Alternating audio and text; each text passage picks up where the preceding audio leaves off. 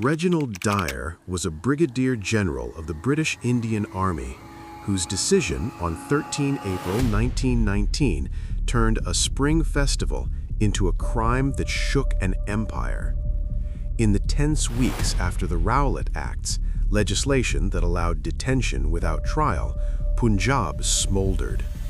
Fearing insurrection after World War I, colonial authorities moved to nip dissent in the bud.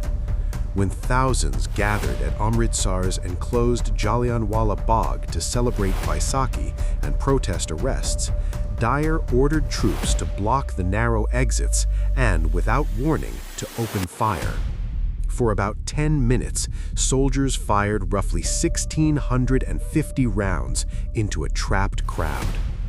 The Hunter Commission later recorded 379 dead and 1,137 wounded.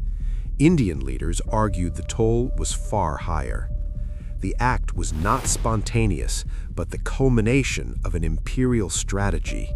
Laws that criminalized political assembly, commanders granted broad emergency powers, and a culture that treated colonial subjects as threats to be disciplined. Dyer himself later said he wished to produce a sufficient moral effect, language that exposed an unspoken conspiracy of authority, violence as policy. The massacre catalyzed Indian outrage, radicalized moderates, and fed the independence movement. A British inquiry condemned Dyer, yet segments of imperial society celebrated him and raised funds in his name.